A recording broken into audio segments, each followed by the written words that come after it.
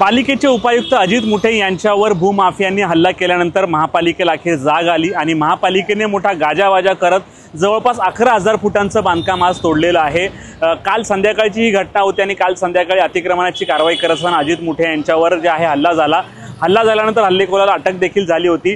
परंतु या भागात या अनधिकृत बांधकामं काही नवीन नाही, परंतु पालिकेला ही बांधकामं आता कशी दिसलं हा देखील सवाल उपस्थित झालेला आहे। तर तिकडे पोमन असेल, पेल्लार असेल, वसई फाटा असेल, रशीद कंपाऊंड असेल, या ठिकाणी मोठ्या प्रमाणावर अनधिकृत बांधकाम आहे, ती कधी तोडणार हा सवाल उपस्थित झालेला आहे। पेल्लारमध्ये मोठ्या प्रमाणावर अनधिकृत बांधकामं आहेत, तिकडे पालिका दुर्लक्ष करत आहेत। आता अजित मुठे यांचा मोर्चा पेल्लार भागात कधी होणार हे पाहावं लागणार आहे। ही कारवाई जवळपास 11,000 स्क्वेअर फूटचं बांधकाम तोडलेले आहेत, जवळपास 15 ते 20 जे गाळे आहेत तोडलेले आहेत। आता ही कारवाई फक्त दिखाऊपणाची आहे की आणखीन पुढचे किती दिवस चालणार हे पाहावं लागणार आहे।